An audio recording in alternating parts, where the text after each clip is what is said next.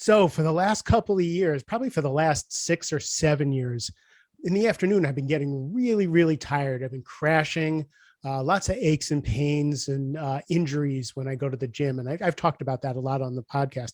I'm coming up on my 60th birthday, and getting older isn't the greatest thing in the world. And I'm pretty good with my exercise, with my eating, and taking care of myself. And I'm a pretty vibrant 59 years old.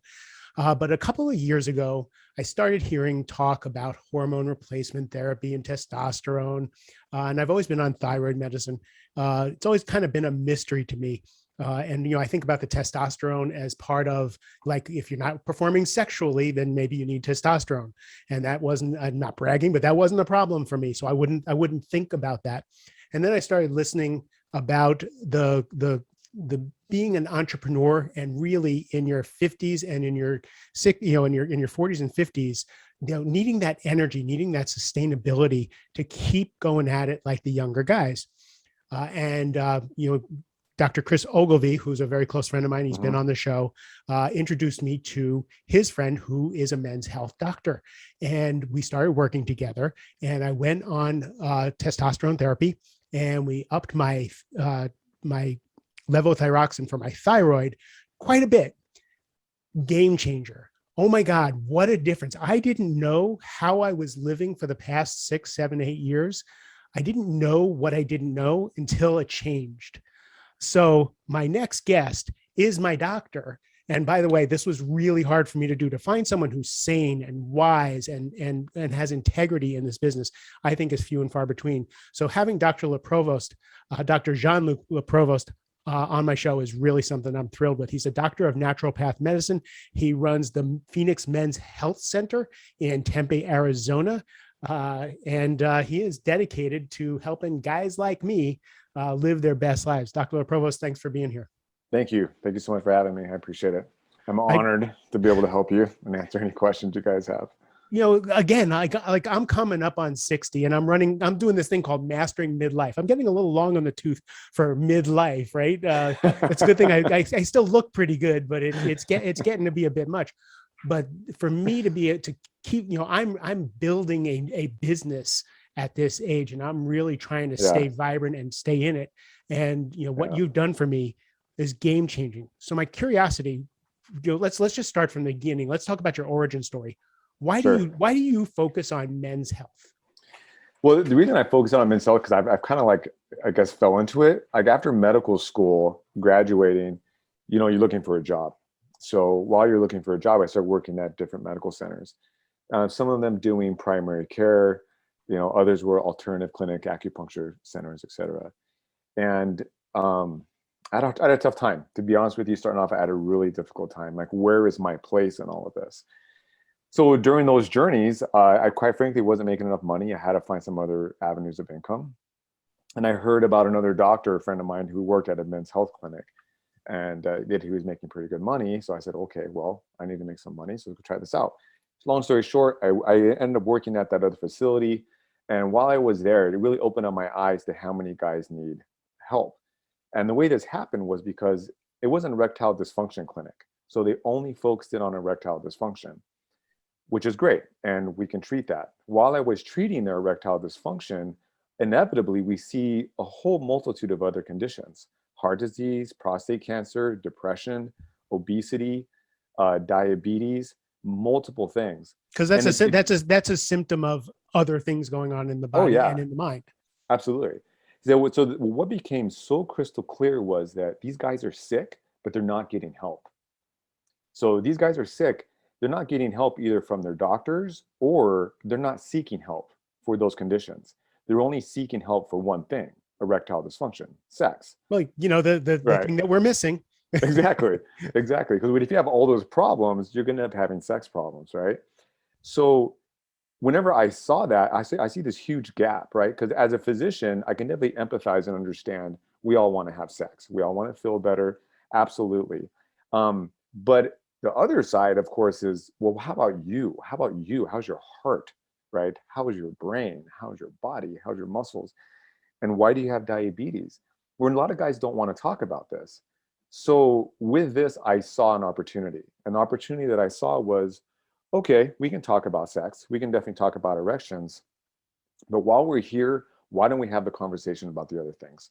Why don't we open up the door to the other things that are quite obvious that you need? Um, and let's provide a space for that. So that's how I created the Phoenix Men's Health Center. That's why I did. And what makes us unique and different from these other facilities is that they don't do that. They only focus on erectile dysfunction, or they only focus on testosterone therapy. That's their business model, is get him in, get him out, testosterone therapy, which I understand and respect, but that's not my business It's model. lucrative, but they actually Yeah. they also got, they usually have supplement businesses, and Yeah. it can be a racket. So finding Mhm. someone who's reputable is really important.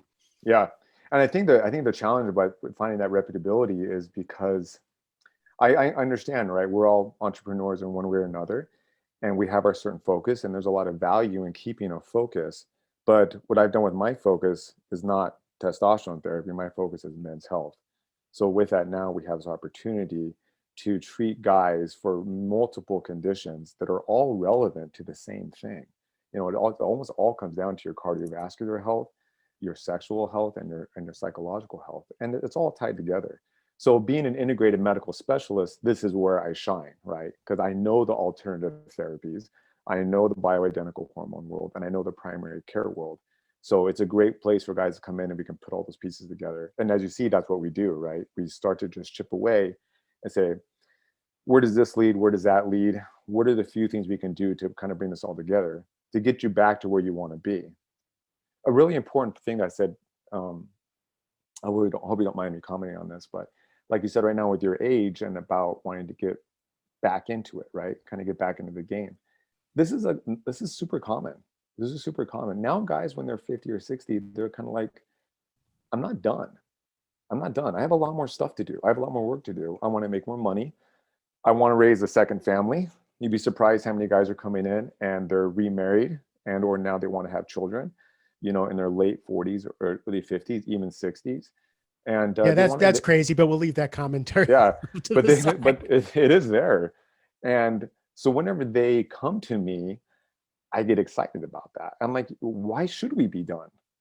We shouldn't. Why do we have to hang up our hats at 62 or 63 and then stay on the rocking chair and wait for what? What are we waiting for? Right? There's still this whole other piece of life we have to live. And what I think is really cool is that now with how things are going, I don't know what it is in our culture, social media, but people aren't done. They want to keep working, and that's what I want to do. I want to help them seek that out because I truly believe in that. If Chris hadn't sent me to you, though, I think I might have been in a little bit of a pickle, because you and I had talked about the fact that we're working remote together, and I Hmm. was looking at some different places around where I live, and none of them, zero of them were Yeah. focused on my health. They either wanted to give me the testosterone, they wouldn't talk about my thyroid, they wouldn't talk about any of the other stuff. And so you are unique in the world when it comes to that. So given the fact that I came to you not for sexual dysfunction, but because I was tired and I thought that maybe I could function at a higher level with Hmm. more sustainable energy. And the result is we've been working together for a year now, and I like in 3 weeks I was a completely different person after talking to you. So I'm so grateful for that. So someone comes to you, like, where should they start to think about picking up the phone and calling the Phoenix Men's Health Center? Like, what would prompt them to call you? Hmm. What usually prompts them to call us is whenever they finally had enough. Had enough of what? So, well, bad dates for sure, bad sexual encounters, being embarrassed, now reaching the point to where they won't go on dates anymore because they're scared about their sexual performance. Mm. So they've almost like shut that part out of their life. And it's really unfortunate whenever that happens. So it means like And, that, like, so the pills don't work, right. right? The pills aren't working anymore. I have so much anxiety whenever I'm now back in the dating world. I'm 48. I've gone through a divorce. I've been divorced now 2 or 3 years. I want to get back in the dating world, but I'm scared because last time I dated a few women, my sexual performance wasn't where it should be, and now I'm embarrassed. So that's kind of a breaking point. Another breaking point believe it or not, is whenever somebody close to them dies, Mm. father, grandfather, and suddenly of a heart attack, right? A heart attack or a stroke or even cancer. It's just like big reality check. Like, oh my God, this was my brother. This was my father. And I did not expect him to leave so quickly. And he died suddenly of a heart attack. So that kind of like makes us look at ourselves and question ourselves. How are we doing? Because then these guys then question, well, I now have a son. He's only 5. Where's he going to be whenever he's 18 and 21? Where am I going to be? So that's another turning point that guys really have as well. So those are probably the two biggest turning points that that we see. And another one But are these. I don't want to wait for people to talk about their the sexual performance part. Sure. There are other reasons to come see you. Oh, absolutely, absolutely. Another really interesting one is, well, we see when guys are having children later on in life. I'm seeing this more and more, and they will tell me, I want to be there for my kid to Mm. graduate. I want to be there for my child to get married, and I still have a lot of living to do. And they start to see that our American lifestyle, starts to affect them. The work, the stress, the food, the diet, the alcohol, the smoking. It starts to take a toll on your body. So whenever you're in that mid-age range, you start to not only see it, but you start to feel it. So then that's whenever they'll go see a doctor, but they're not getting any answers. They're just getting a blood pressure medication, Mm. they're getting a steroid, or they're getting an antidepressant. Those are the 3 pills that they get, and they send them on their way. And then life goes on 1 or 2 years later, and nothing's changed.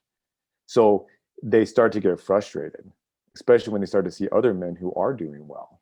So whenever guys like you and I can lead by example, that is a great way to get guys motivated, because then they can see that there's a possibility out there. I've had so many conversations just about thyroid because Oh yeah. conventional doctors will only give you the Mm-hmm. bare minimum of the thyroid medication just to keep Yep. you alive. And I remember Yep. I even went off the thyroid medicine and went on natural thyroid, and I crashed and burned. Yep. So they just gave me enough to have fumes going. Right. And when you and I upped it to a certain level, I just felt like a whole new person. I Yep. just felt like life didn't have to be the way it was. And Mm-hmm. what I would love people to get from our conversation is, Mm-hmm. if you're in your 40s or your 50s Mm-hmm. and you're feeling tired, Mm-hmm. you don't have to. That's not fait Yep. accompli. That's Yeah, true. and I'm living proof of that. It's absolutely true. You don't have to, and you shouldn't. Why should you? If you go, I'm always trying to be really cautious about having the utmost respect for any physician. Um, Now, with that being said, if you go to your doctor and he says you're 45 and he gives you a tap on the shoulder and says that's just the way it is, you need to find a new doctor. Yeah, I'm sorry, you do, because there are solutions. There are a lot of solutions just for fatigue, and thyroid could possibly be one of those answers. These hormones that we have, I mean, hormone runs throughout your whole body. Thyroid affects everything. Affects your metabolism, right? Basically, how fast our body kind of burns energy. It affects your visceral fat, which is basically the fat that's around your organs. That it affects your brain function, how you think. Affects your body temperature. And I what was happens? cold all the time, Yeah, right? I yeah. thought I was cold, and I thought I was just getting older. And I realized I'm not cold like I was anymore. Right, right, because your metabolism is now higher than it should be. And so many other doctors, they'll look at your labs and say, oh, it looks okay. You're fine. You're within range. But the truth is, for thyroid, there's at least 4, if not 6 to 8 labs that tell you about your thyroid. And 99% of the doctors look at one of those, one lab. And And there's my actually 6 to 8 that they can look at. and I love my doctor. I really do. I Hmm. love my doctor. But he looked at one marker for thyroid, and that's enough. And I'm like, I know I need more. Even without you, I knew I Right, needed more, right, and wouldn't budge on it, right? And still rolls his eyes at what we're what we're right. doing. What we're doing. Right. But what kind of question? So someone finally dials you up. They call you up and Mhm. they set up a consultation with you. What kind of questions do you start asking? First thing I always ask about, how are you? How are you? And all the guys are going to say, well, I'm tired. I'm like, well, what does that mean? What does that mean? I'm tired. Well, I got to take a nap every day at 2 o'clock in the afternoon. And that's going to say, well, why do you have to take a nap at 2 o'clock in the afternoon? Because I'm tired. Okay. Let's go. So let's back up. What time are you going to bed? What time are you waking up? How much caffeine do you consume a day? How much alcohol do you consume a day? Tell me about your marriage. Tell me about your relationships. Tell me about your work stress. And inevitably, what you start to find are gaps, right? Things that are missing. I have to have my coffee every single morning to wake up. In the evening, I have to have 2 or 3 glasses of wine to wind down. And then you see these patterns that we all tend to have. And so whenever you can get your patients to verbalize this and start to discuss it, I'm not telling you that you're drinking too much. I'm not telling you that you're having too much caffeine. We're having a conversation about that, right? Because we're all human. We all have our things. We're all just trying to make it through the world. But what we're trying to do is bring this to light. Just bring it to the surface. Bring it to the surface without any judgment. This is what we have to deal with. All right. What are the things that we can change, or what are the things that we can't change? And now let's take your blood work. So I use this interview that we have as data. It's data. Because I asked you, Mark, what's your energy level on a scale of 1 to 10? And every time I ask you, I go back to your chart notes, look at your goals with energy. How is this energy doing? Because that's data for me. Mhm. Then the second set of data that we have is your labs. Then we'll draw your blood work, and then we'll look at that data as well. So we're collecting the information from you, we're collecting information from your labs and saying, okay, well, what can Mark do from a lifestyle perspective? And then what can we do as a team from a medical perspective to change these things? What are the things we can alter? What kind of like natural medications or hormone therapy can we put them on to try to restabilize the body first? Then if we need drug intervention, what are the different drugs that we can take to help to fix the problem? The whole idea that the drugs are there to assist whenever we have not been able to change something via lifestyle, or we haven't been able to change things versus food or natural hormone or supplementation intake, then we go into the drugs. Mm. Does that make sense? No, yeah, because I wanted people to understand what you're going to be talking about if you Right. So call. that's what's going to be different. And also the difference is going to be the time. We spend time with our patients, because a good interview will tell the physician everything they need to know, right? You don't have to be a magician and have a special test. I mean, the testes are guidelines, but if you ask the patients the right questions and you take the time, you provide that space to listen, and in that space is where the solutions are. So it's a really beautiful thing, because not only are you building rapport and respect for one another, but the truth comes out. And with the truth, you can get to your solutions. So, and that's what you ultimately want, is like, how do we get to that truth without judgment so that we can provide solutions? Because our jobs as physicians are to remove those hurdles of health so you can live your life to the fullest. That's my job. My job is to do that without judgment, about who you are, where you're from, sexuality, age, whatever your goals are. That's irrelevant. It's about life, is it not? That's what we're here to do as physicians, is to preserve life. So I take that very serious. And whenever you do take that serious, it translates into what you do. Yeah, you're a master. You're a master at asking the questions. You're a master at developing rapport. After I had my consultation with you when we started working together, Chris asked me, "So what'd you think of Dr. Le Provost? I said, dude, you can't ask me that question. I said, if the guy asked me for my car, I trust him with my life. I don't even know him, and I trust him with my life. So you can't ask me this question. So it's kind of funny when you meet someone like that. It's like, is he any good? I don't know. I just believe everything he says. Right. It just sounds good. So you could sell timeshares. It doesn't matter. You just have that about you. Thank you. It's very cool. All right, so cool. So what should people think of, if they don't call you? Which, by the way, I'm telling you, every single person who listens. So I hope you have capacity for a few hundred more people, because I got thousands of listeners, and a lot of them are men, and I want them to call you.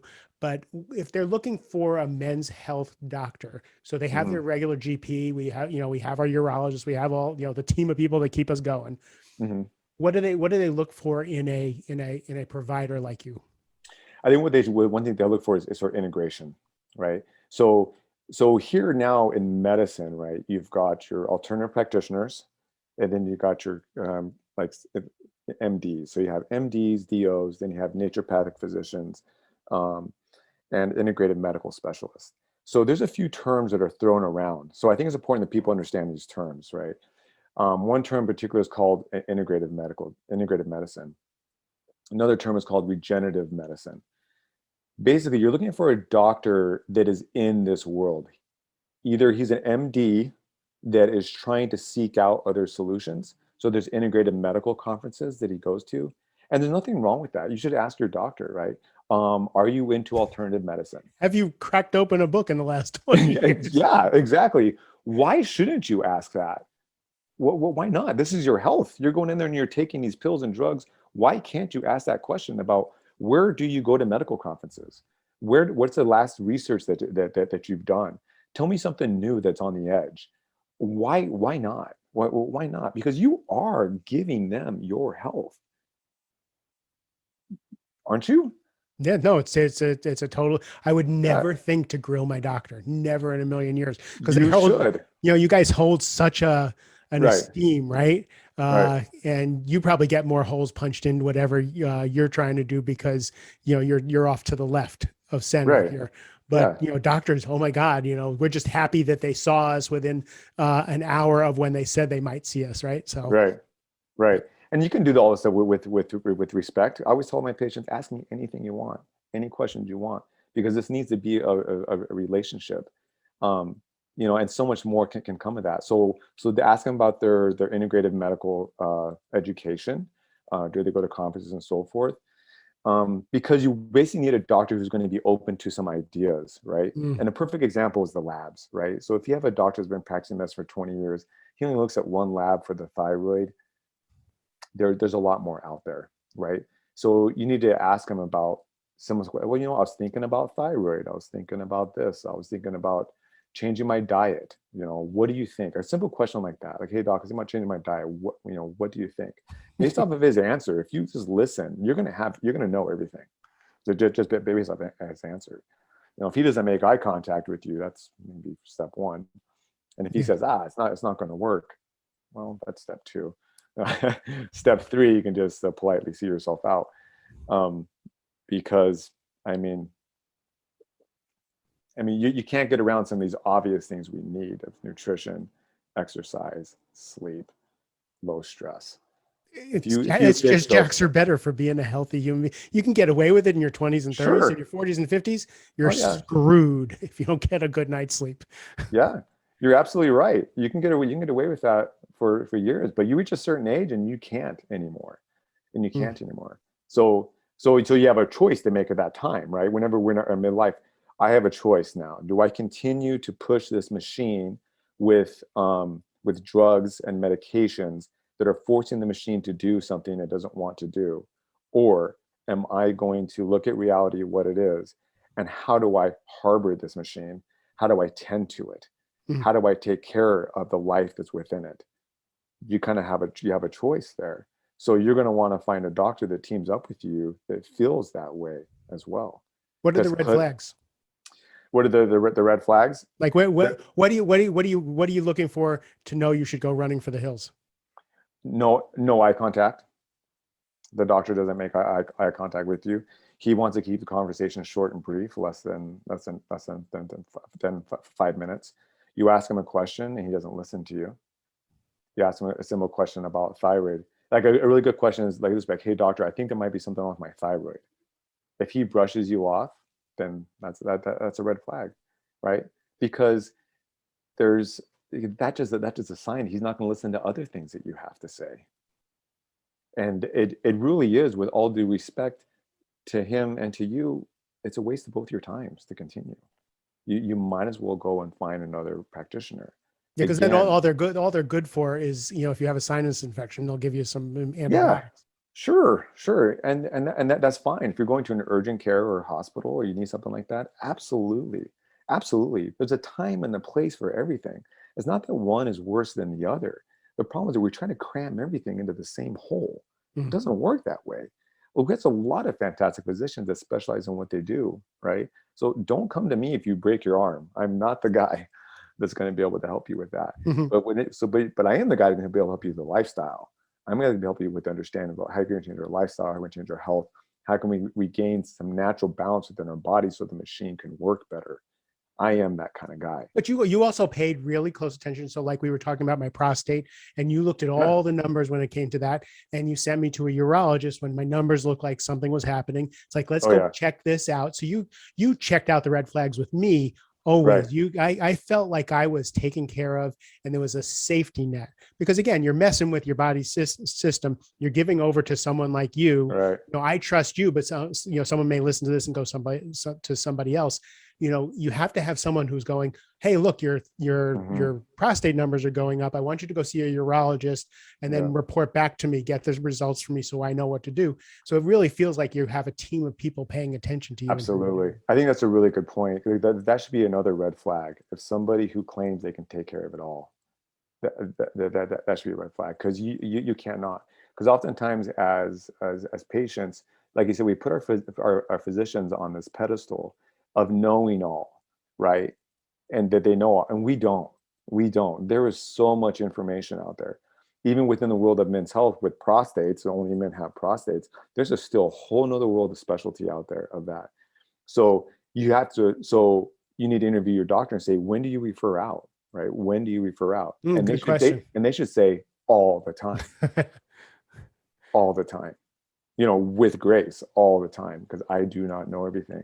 And if there's ever a question you have, your doctor should refer you out. What's wrong with getting a second opinion? We need to remain humble within our world of professionalism, that we don't know everything. And we need to be open to receiving an opposite opinion. We need to be open to listening to another person's point of view, Mm, because with that, it's like this collection of information. And then we put all these pieces together along with your patient. What did your urologist say? What did your cardiologist say? What did your oncologist say? Right. So we have a man here, he's 60 something years old. He has prostate cancer, but he also has heart disease. Right. We need to be working together as a team to know what medications he's on, what are his risk factors, and how we can all help each other. And whenever you have that team around you, that's when your patient's getting the best care, right? Because your patient deserves to also know his options. sure. He really does. And you guys in your 30s who are listening, you don't have a team yet, but you will. It's coming, sir. You will. It takes a village to keep this thing going. Yeah, So it if you want to does. die a pretty corpse, you keep your team in check. I think the other piece that is underrated is your gut, is your Yeah. intuition, right? Oh, yeah. When the red flags come up, I couldn't walk. I had two herniated discs, and they showed me on the X-rays, and I went to the best spinal people in the Washington D.C. area, and they just vaunted, is that the word, just really well respected. They said I was never going to walk again. They gave me 3 epidurals to get me to walk, Wow. and they finally said, we can't give you any more epidurals, you're never going to walk again, you have to get your spine fused. And I went, okay, that's what I need to do. And in my consultation the day before my surgery, the doctor and the nurse, his assistant, said something that my internal body went, no, you're not doing the surgery. So the day before the surgery, I could not walk. I couldn't walk. The day before the Wow. surgery, I canceled the surgery. And then I forced Wow. myself to walk. And I forced myself to walk every single day until where it's been 10 years. And I'm very careful with my back. I do my stretching. I do all my work on my back, but I don't have back problems. You Wow. got to, but my gut was, I wasn't going to let them cut into me. There was something about their Hmm. integrity that didn't like. So if your gut is telling you that this isn't the doctor for you, no matter how pretty their office is, no matter Hmm. how Oh, cool, yeah. run for the hills, go Yeah. find someone else Yeah. that you trust. Absolutely. Because I always tell all of my patients, there's only one person who really cares about you, and it's you. You need to be your biggest advocate. So there's a sense of responsibility that we have to take upon ourselves as patients, right? Don't be that, I don't know what the word is, but don't give up everything, with blind faith. You have to be your own best advocate, because at the end of the day, you are the one that cares the most. You are the one who should care the most about where you're at and where your health is. So if that intuition inside you tells you no, listen, right? Listen. There's a lot of physicians out there. There's always another option. So I think that's a really good story to really emphasize that point too. Is that No one cares more about your health than you. At least My ex-wife cares more about my health than I do. My ex-wife calls me and says, "Have you been to the dermatologist?" My ex-wife calls me and says, "When was the last time you did this?" And she's the one when my appendix burst. My appendix had burst, and I was walking around, and she's like, "You got to go to the hospital." And I passed out in the emergency room. Right. So, right. So that is true. There is one person. If there's always someone there, especially for us guys. We tend to not take care of ourselves. Oh yeah, exactly. The one that should have the most care is you, but one that usually does is your wife or your partner. Woman in your life, right? So, we get so many phone calls from wives all the time, and you can hear the guys in the background complaining. I'm fine. I don't need to go there. Hang up the phone. Yeah. We hear that all the time. So what did I miss? Is there anything I didn't ask you or I didn't draw out of you that's important for this conversation? I think what we're doing, just this alone, is probably the best part, really. It just putting it out there, right? Just putting it out there. Because a lot of times the guys don't even know. All the time they come in, I didn't know that something like this existed. I didn't. Right? Yeah. Yeah, because we're all stuck to thinking this traditional medical model. So the best part is just talking about it. Sharing this kind of information, sharing those podcasts. Why not? But the interesting thing is, it wasn't even about sexual health that got me thinking about this. I was listening to a guy who owned a company like yours, and he was talking about entrepreneurs who want energy to keep going in their 50s and 60s. Yeah. And I was like, that's me. And so that's how I delved into this world. And when I asked Chris, I said, "Do you know anybody reputable?" Because I keep meeting nutcases. And he says, "Well, my buddy, Dr. Le Provost in Arizona, you should go see him. I trust him with my life." So I went and saw you. So I'm so grateful. That is awesome. And I'm really happy that you're doing this kind of stuff too, because now guys are looking, right? They're just listening.